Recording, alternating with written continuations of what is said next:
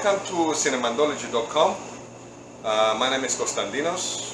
I'll be showing you and I'll be touring you around through my recipes and videos and whatever I'll do through my love about Mediterranean cuisine.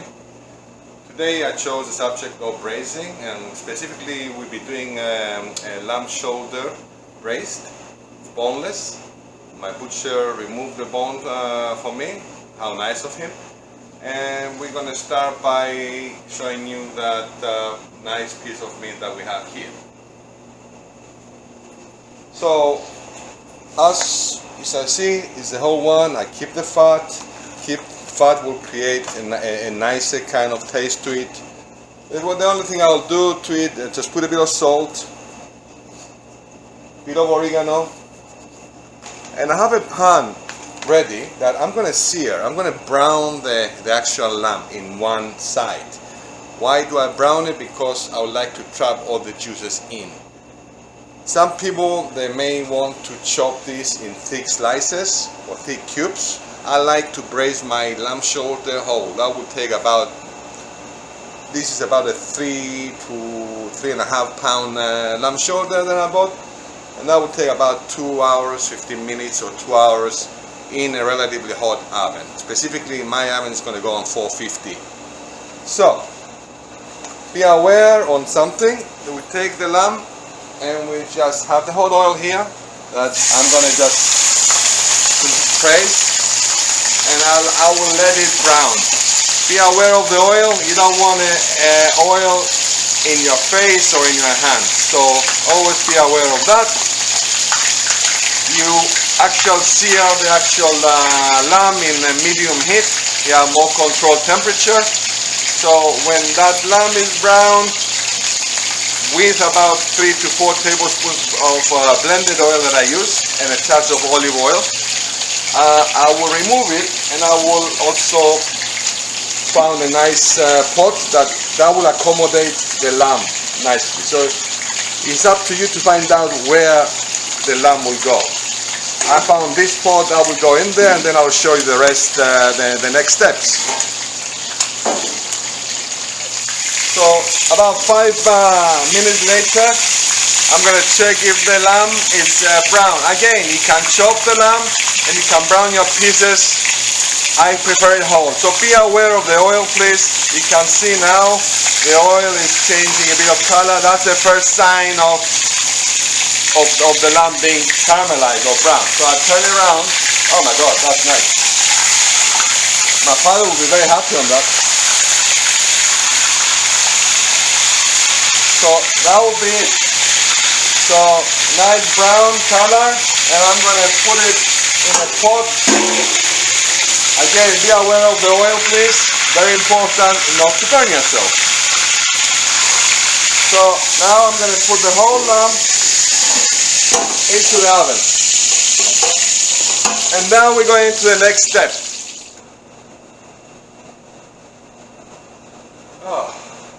So we're going to go into the next step now. So I got distracted with the rosemary. So beautiful. So vegetables, spices, herbs, vinegar, red wine.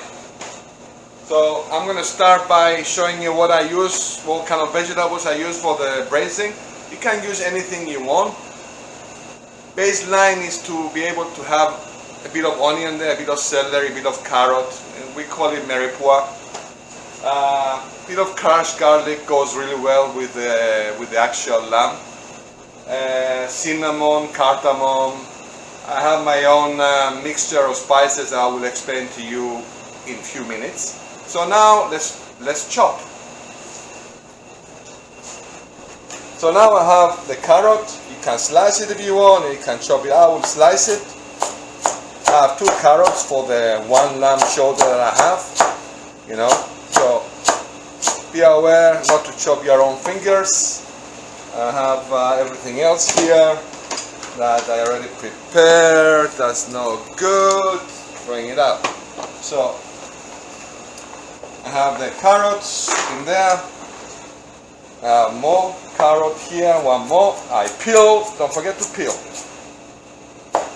if you want. Some people that like it not peeled. I like it peeled.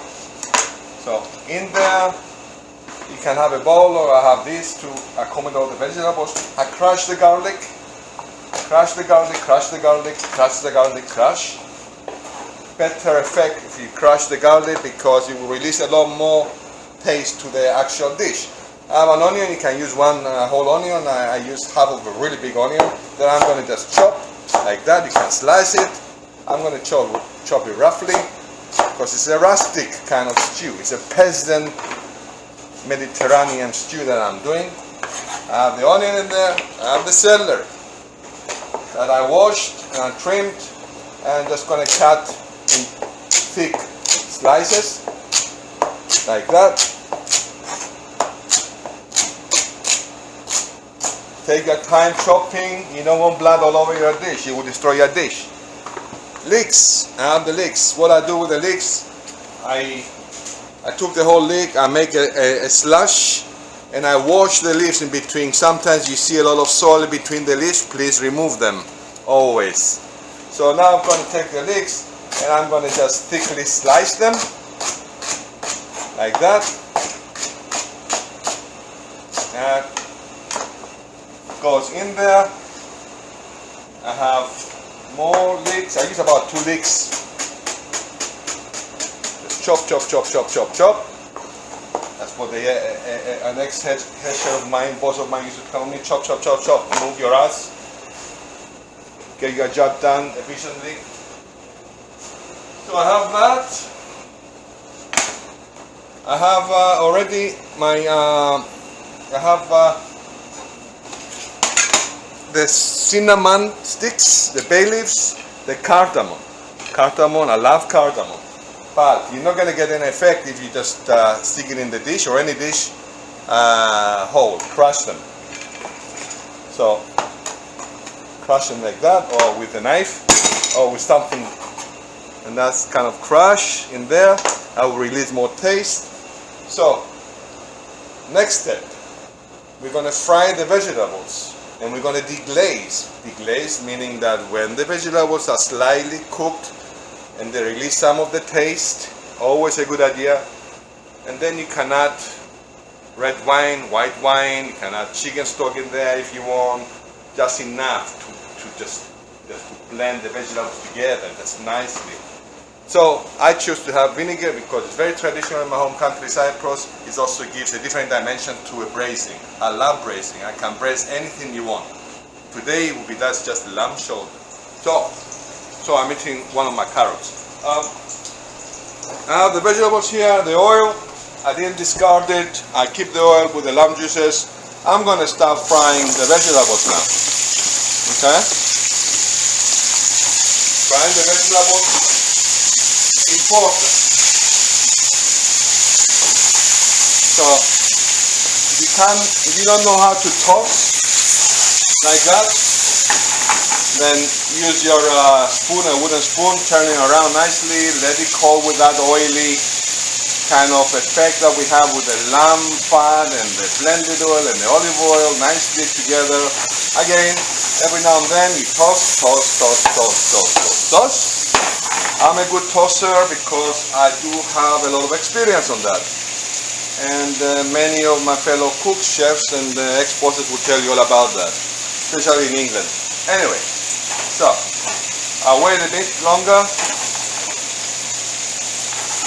frying my carrot, my celery, my onion, my garlic that I crush, and my leeks. That's what I use for the braising. You can use any vegetable you want as long as you have onion in there. Leek will help too. So again, okay, I think it's enough for the vegetables to get some kind of heat so they can release the juices. You can toast this way too. I like to play with that. Anyway, so now as you're watching the vegetables fry, I'm going to deglaze them. I have the red wine vinegar over here. And I will put in there. Searing, that's a good sign. I put the red wine in there. You can pour the red wine straight into the pot with the lamb shoulder now. but it won't be the same. Heat up the whole thing. When they bring everything to the boil, then I'll show you what to do.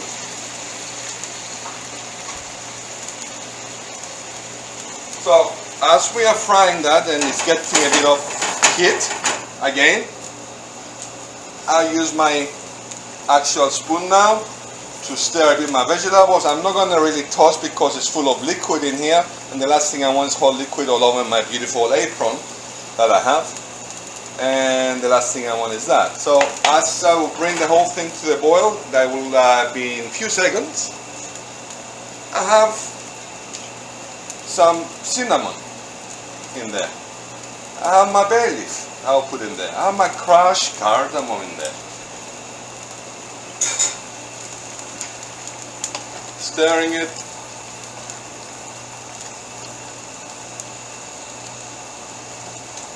Just like that.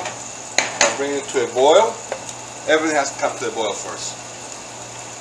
It's almost there. You can see the bubbles.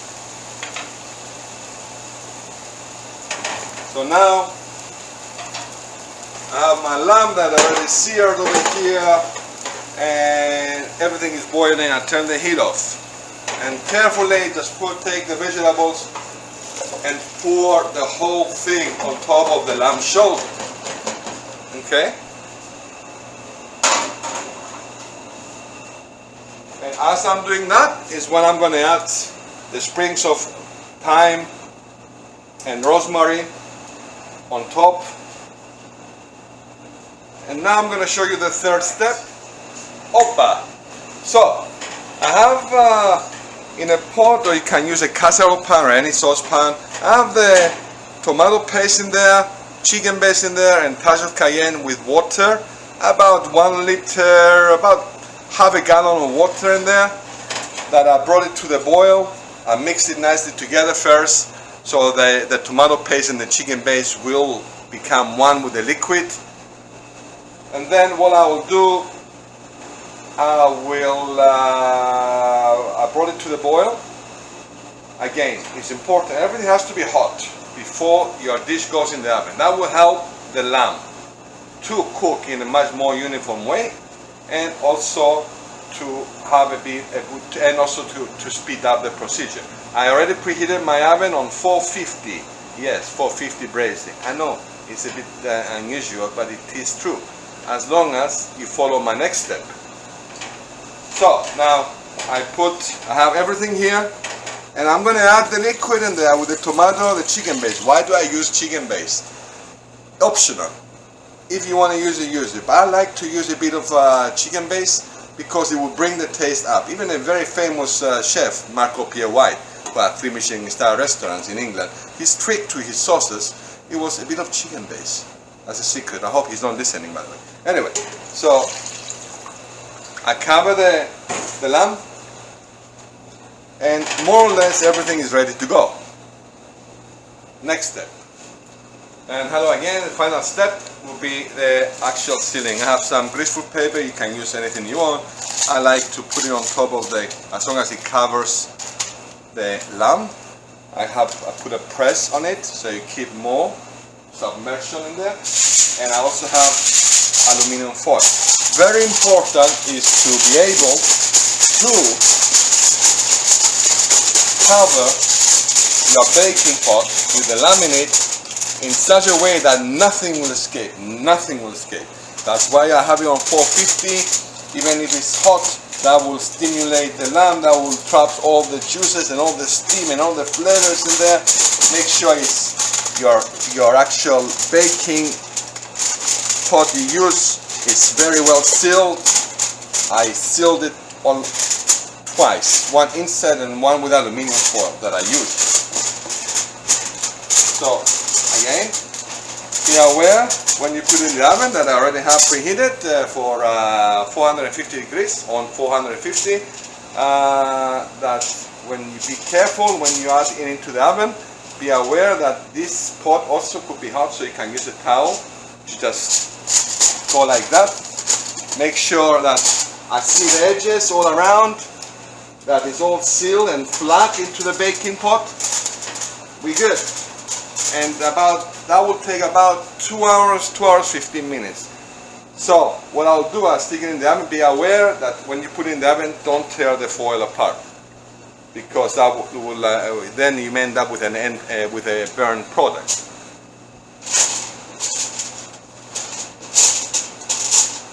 So ready to go. 2 hours. Lamb shoulder is about 3.5 pounds to 4 pounds. You know, that would take about 2 hours 15 minutes, and I'm gonna stick the actual thing in the oven. So there we go. Lamb goes in, goes in the oven, check in about 2 hours. Another thing you need to bear in mind with that, when your lamb is cooked, you will know it's cooked when you press the lamb and it gives. It almost fall apart. Another thing I like to also, an extra tip, when I do have my end result and my lamb is cooked, I make sure that I keep it in the liquid to cool down with the liquid. Why? Because it sucks a lot more flavors when it's warm, and it will cool down in its own juices. Perfect. So I decided to accompany my lamb shoulder stew with basmati rice. You can do. I will use leeks here. I will add a bit of olive oil in there, like that. I have the leeks already sliced, and I'm going to use about a cup of rice, basmati rice that I have. Preferably Indian basmati, I love it. So I will cook the leeks almost through. Be aware not to burn them, please. If you're not sure, reduce down the heat. That'll be good. You have more control, stirring all the time. Meanwhile, I also have some liquid, some water boiling, so hot with hot. So when the leeks get that nice sweat on it, they are more or less ready to be cooked more with the basmati rice that I have here. I'm going to add the basmati first. Some people, they add it when the liquid is there. I don't like that. I like to coat the actual basmati with the leeks, so it gives more taste to the rice. That'll be perfect, actually. You can add a bit of finely chopped scallion in there. You can add a bit of garlic in there. You can add grated carrot in there, dices of celery before you add the rice. That'll be perfect. Touch of salt. I don't like to salt too much. Bit of pepper if you want. Stir more. The liquid is more or less ready. Hot. Be aware not to burn yourself. So I'm not going to tell you how much water I'm going to use for the cup. I will show you what will be the quantity. I will add. You see how it boils? Nice. Be aware of all the rice around. I will add a bit more. So basically I want it to be about that much of a distance between the rice and the liquid, and that's ready now. So what I do, I will cover it. You can just cover it with anything you want. It's boiling now, so I will make a cartouche like that quickly from the center all the way to the edge. I will just cut it like that, and then I will just add it in there, cover the rice nicely, and bring it down to low to medium heat. That would take about 10 to 12 minutes, and you check as you go. In case you need to add a bit more liquid, you have the hot liquid, add a bit more if the rice is not ready. So 12 minutes later, I check my rice. It looks nice and fluffy. Nice. I will turn the heat off, and I will let it sit for about a minute or two. That will rest the rice, and that will absorb the remaining moisture that it has. And then what I'll do, 2 minutes, 5 minutes later, I'm going to transfer the rice here so we can cool it down in a way that it's all spread, so it would be so you will avoid overcooking the rice by spreading on a tray. And then you let it cool down and take what you need for your recipe, or keep the rest of the rice for a nice rice salad next morning, or you can inject it into the leftovers of your lamb stew or anything you do. Add some rice. Use it. It will last about 5 days in your fridge after it cools down, of course. So 5 minutes later, I remove, let it rest a bit. I'm going to add the rice here. Another sign of perfect rice, more or less, is when there is no sign in the pot of sticking elements or any browning or anything. It means the rice cooked really good.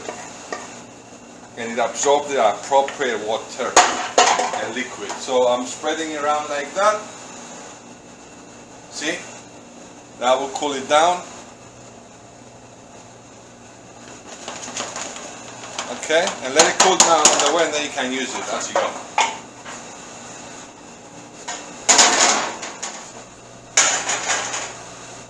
So now I cut some lamb. I'll show you a plate of this. This recipe is for about 4 to 6 people. I'm going to only plate one. I have liquid in there, of the braising liquid that I have.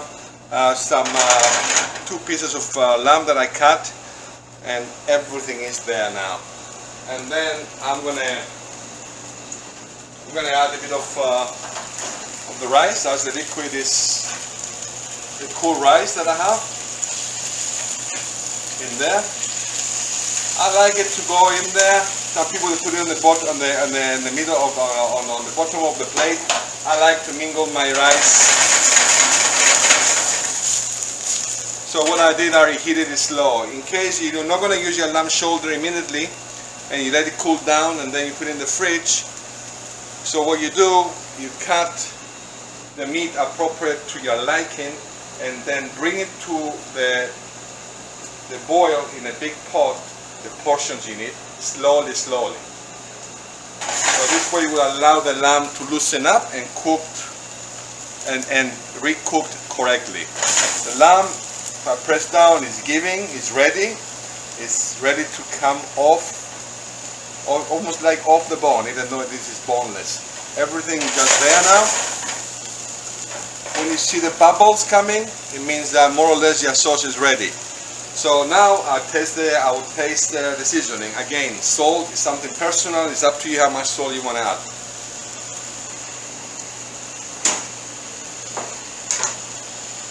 So I'm going to show you also. I'm going to show you how to portion it. See how ready it is now. I need a bit of green. You can add parsley, cilantro, dill in there. I have some scallions that I have. I'm going to add it in there.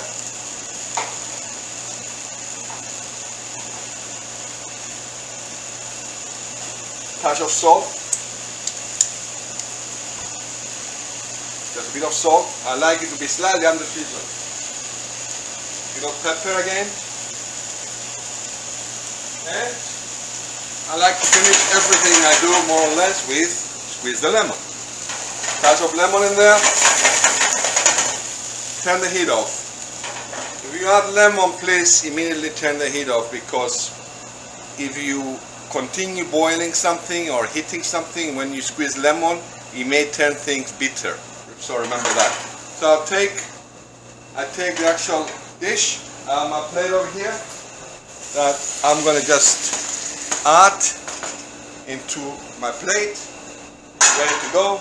I have some apricots that I feel that would be a good,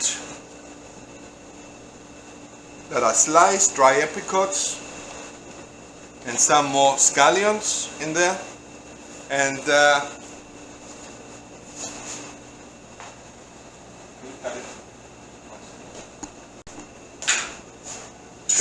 so another thing I do, I take a bit of olive oil too, nicely in there, and I love yogurt. So a bit of yogurt, just to give a bit of an element of more rusticness to it. Preferably strained yogurt. Greeks, they do really nice job with it. You can add any yogurt you want, as far as I'm concerned. And voila, that's the dish that Cinnamanology choose to use for this week. Okay, sorry, I love them. If you do love the actual dish that we made today, please comment below.